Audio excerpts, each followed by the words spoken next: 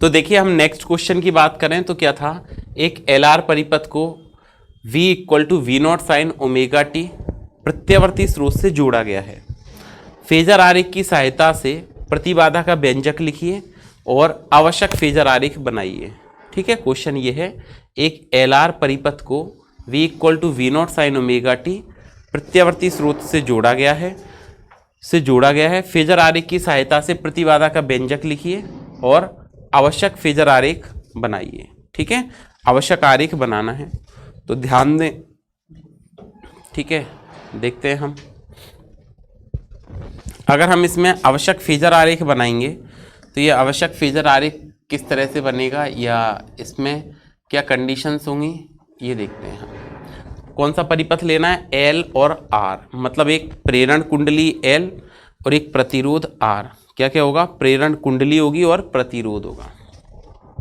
तो सबसे पहले हमने परिपथ चित्र बनाया, ये हमारे पास हमने एल आर जोड़ सकते हैं, एल पहले प्रतिरोध जोड़ दिया और फिर प्रेरण कुंडली जोड़ दी, इससे कोई दिक्कत नहीं आएगी। अब हमने क्या किया, यहाँ पे इसको एक प्रत्यावर्ती स्रोत से जोड़ दिया, परिपथ को ये जोड़ दिया हमने प्रत्यावर्ती स्रोत से। ठीक है, ये हो गया आपका प्रत्यावर्ती स्रोत AC। अब जो प्रत्यावर्ती स्रोत का समीकरण होता है वो होता है V equal to V naught sine omega T, सामान्य समीकरण तो ये होता है। ठीक है, ये प्रतिरोध हो गया R और ये प्रेरण कुंडली हो गई L। अब अगर हम ये बात करें कि प्रतिरोध के सिरों पर विभवांतर VR हो जाएगा और प्रेरण कुंडली के सिरों पर विभवांतर VL हो जाएगा। ठीक है, तो हम क्या कहेंगे, माना एक प्रतिरोध R तथा प्रेरण कुंडली L, माना एक प्रतिरोध, क्या लिखेंगे, माना एक प्रतिरोध कैपिटल R, माना एक प्रतिरोध कैपिटल R एवं एक प्रेरण कुंडली, एक प्रेरण कुंडली जिसका स्वप्रेरण गुणांक एवं एक प्रेरण कुंडली जिसका स्वप्रेरण गुणांक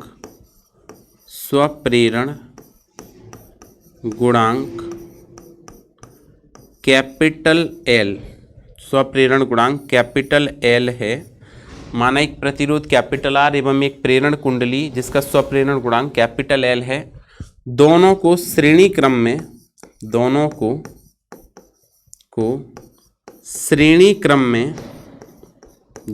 श्रेणी क्रम में प्रत्यावर्ती स्रोत से जोड़ा गया है। प्रत्यावर्ती स्रोत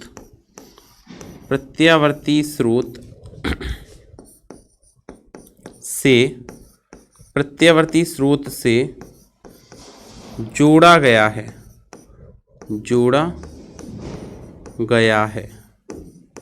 ठीक है, तब प्रत्यावर्ती स्रोत से जोड़ा गया है, तब प्रतिरोध के सिरों पर उत्पन्न, आप इतना नोट कर लें, चित्र बनाएं और इसको नोट कर लें। ठीक है, क्योंकि थोड़ा आगे डायग्राम बनाएंगे तो स्पेस की समस्या आएगी। अब आगे बात करते हैं, इसके बाद जोड़ा गया है, तब प्रतिरोध के सिरों पर उत्पन्न विभवांतर, तब प्रतिरोध के सिरों पर उत्पन्न विभवांतर, प्रतिरोध के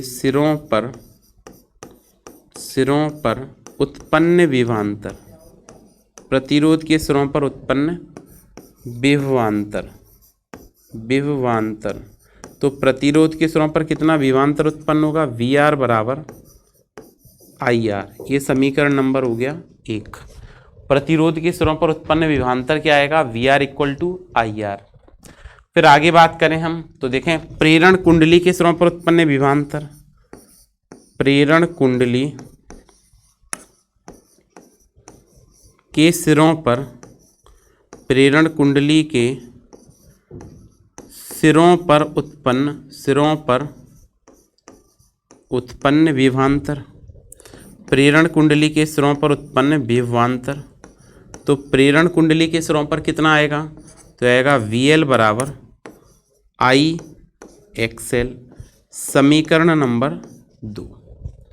VL बराबर क्या बनेगा, IXL। ठीक है, XL को कहते हैं यहाँ पे प्रतिघात।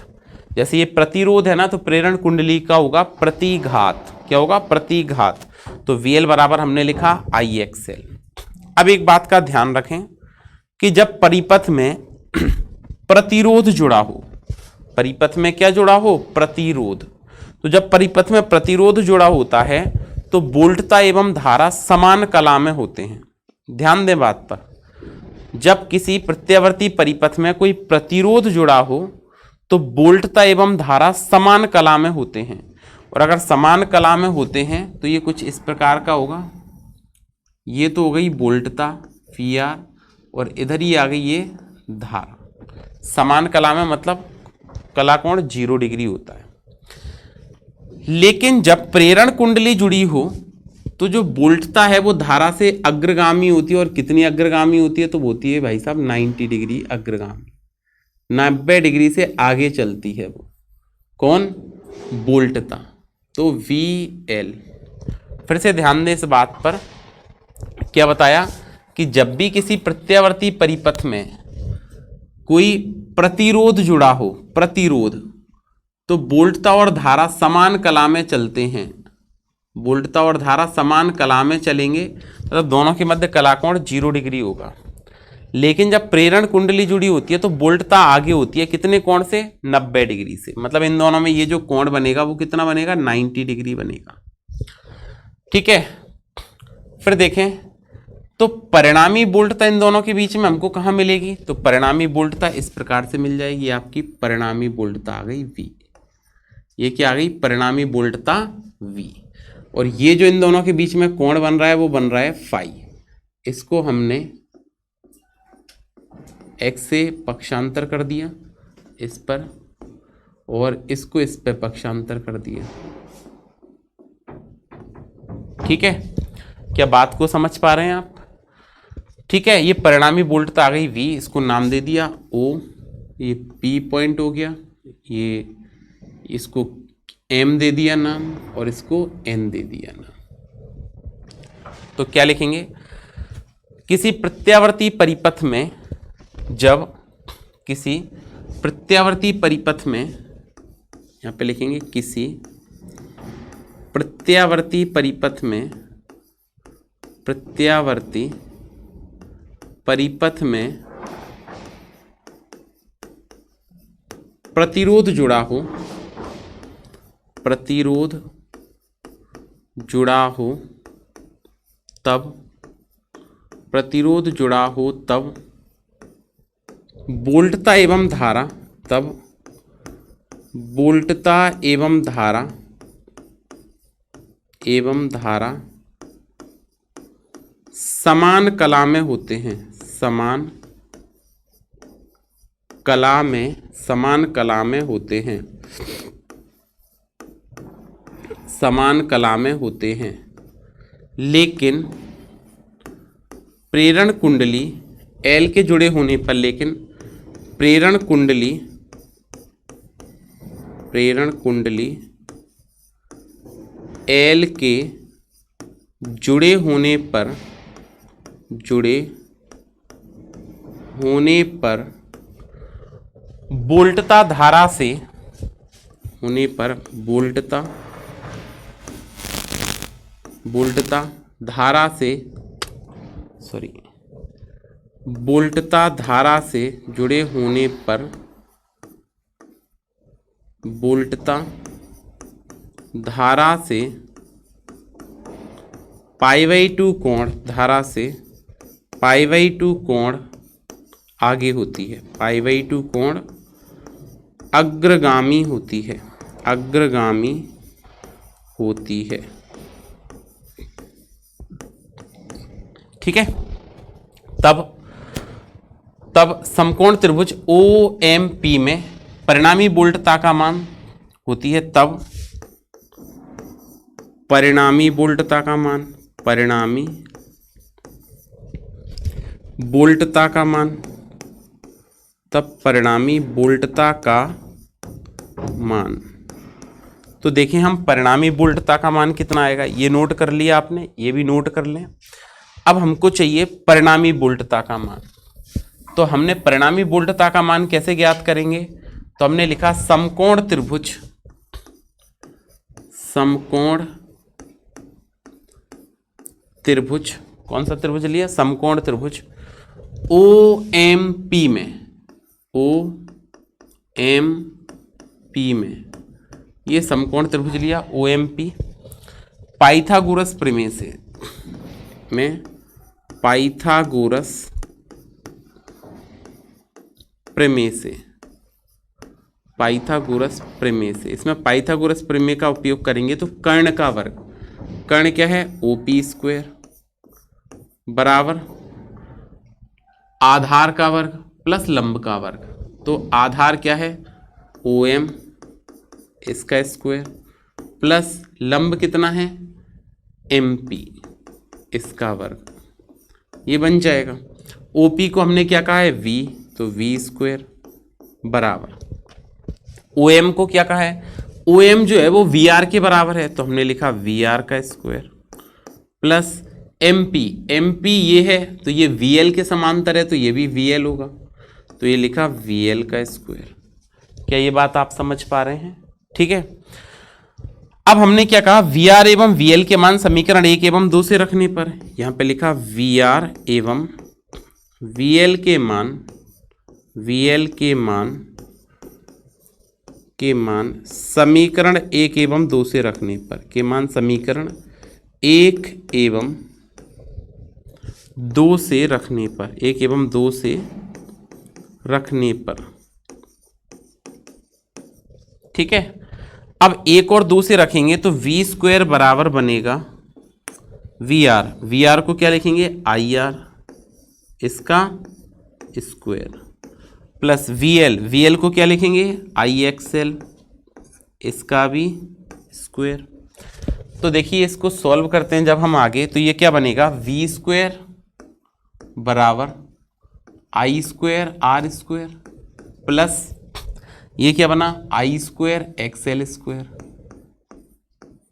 क्या कॉमन आ रहा है दोनों में से? तो ये बना V स्क्वायर बराबर, हमने कॉमन निकाल दिया I स्क्वायर, तो ये बच गया R square plus XL square. ठीक है। V पे से स्क्वायर हटाएंगे, V पे से स्क्वायर हटाएंगे तो ये बनेगा V is equal to under root I square, और ये क्या बन जाएगा? R square plus XL square. इसको बाहर निकाला तो I इज इक्वल टू, ये बनेगा I स्क्वायर, रूट में से बाहर आएगा I, यह जाएगा R square plus XL square, sorry whole square नहीं लगाना है, यहाँ पे XL का स्क्वायर है। क्या है? XL स्क्वायर, ऐसे है। तो यहाँ से देखें धारा का मान क्या आएगा? I equal to V upon under root R square plus XL square. ठीक है, इतनी बात समझ में आ गई? ये आप नोट कर लें। अब देखें हमने जो धारा का सामान्य सूत्र पढ़ा है वो क्या होता है? V बटे R, I बराबर V बटे R। तो ये प्रतिरोध के बराबर होना चाहिए, ये जो टर्म है प्रतिरोध के बराबर होना चाहिए। तो हम क्या कह सकते हैं यहाँ पे?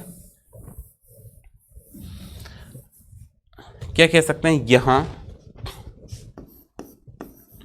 यहाँ R under root R square plus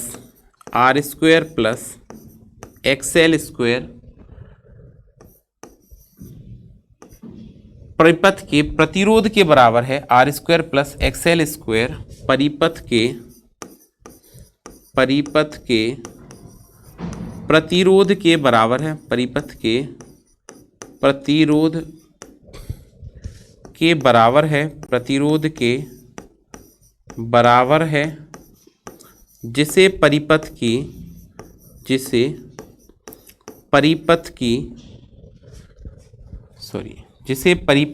प्रतिबाधा कहते हैं, जिसे परिपथ की प्रतिबाधा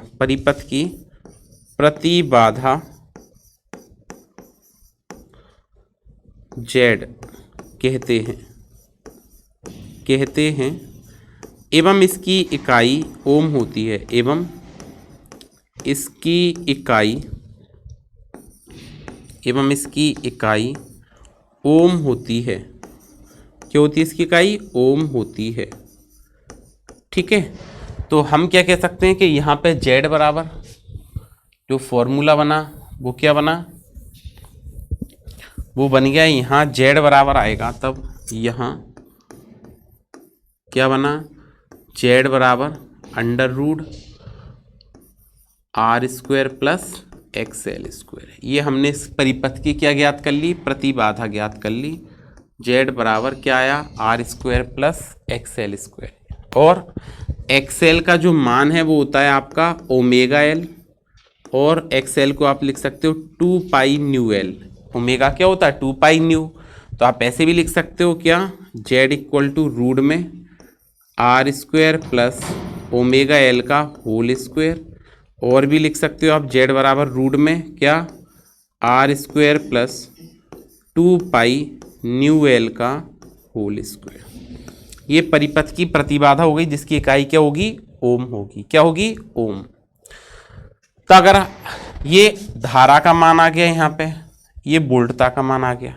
ठीक है, ये नोट कर लें आप यहाँ पे इतना। अब हम बात करें तो धारा का अधिकतम मान क्या आएगा? तो हम कहेंगे तब धारा का अधिकतम मान, क्या कहेंगे? तब धारा का अधिकतम मान, तब धारा का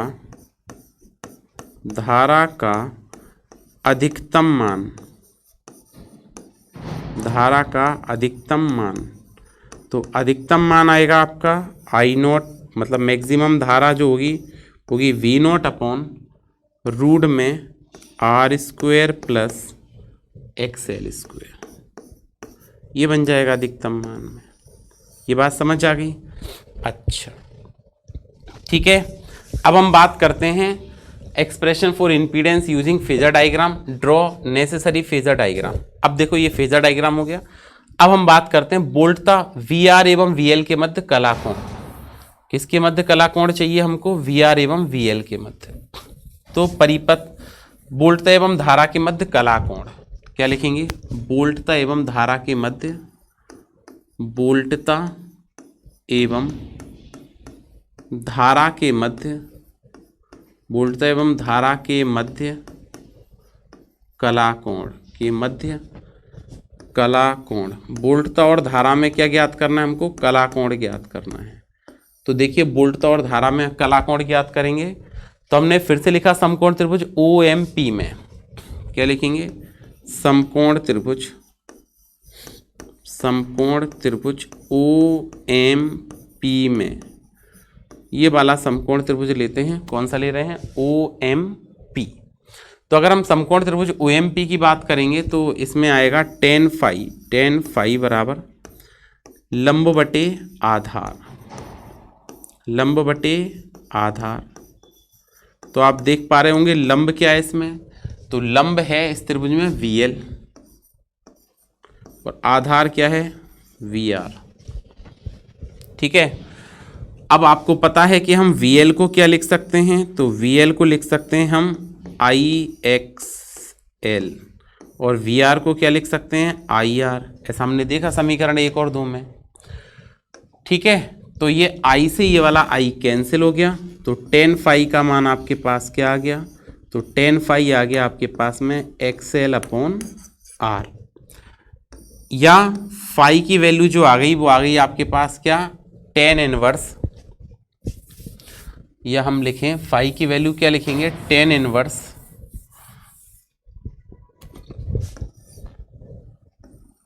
फाई इक्वल टू क्या बना? tan inverse XL upon R, XL upon R ये बनेगा। ठीक है, समझ पा रहे हैं आप बात को? तो इसका मतलब है कि जो वोल्टता का समीकरण है, अतः वोल्टता का समीकरण, अतः वोल्टता का समीकरण, वोल्टता का समीकरण। तो अब देखो कौन सा परिपथ है? L परिपथ है, तो वोल्टता आगे होनी चाहिए क्योंकि ये तो समान कला में होते हैं। अब प्रेरण कुंडली जुड़ी हो तो वोल्टता आगे होगी और धारा क्या होगी? पीछे होगी। तो आप समीकरण लिख सकते हैं, या तो ऐसे लिखें V equal to V0 sine omega T plus phi, तो धारा क्या बनेगी, I equal to I naught sine omega T, ये धारा का बन जाएगा। या आप इसी समीकरण को ऐसे लिख सकते हैं, अगर आप लिखते हैं v equal to V naught sine omega T simply, तो आप इसको लिख सकते हैं i equal to I naught sine omega T minus phi. ऐसे आपके पास ये समीकरण बन जाएंगे। ठीक है, इसके आधार पर तो इतना आपको करना है। अगर कभी आपसे, ये तो वेक्टर आरेख है, फेजर अगर हम ऐसे ड्रॉ करेंगे तो देखो आप ऐसे भी बना सकते हैं, इतना आपको नोट कर लेना है। कैसे बनाएंगे, ये फेजर बनाने के लिए इस तरह से, इस पर हम लेंगे वोल्टता या धारा और इस पर समय। तो देखिए कैसे चलेगा, ये तो हो गई आपकी वोल्टता का समीकरण, ये वोल्टता चलेगी ऐसे। अब अगर हम धारा की बात करें कि धारा कैसे चलेगी, तो देखो धारा पीछे है फाई कोण पे, तो धारा कुछ ऐसे चलेगी,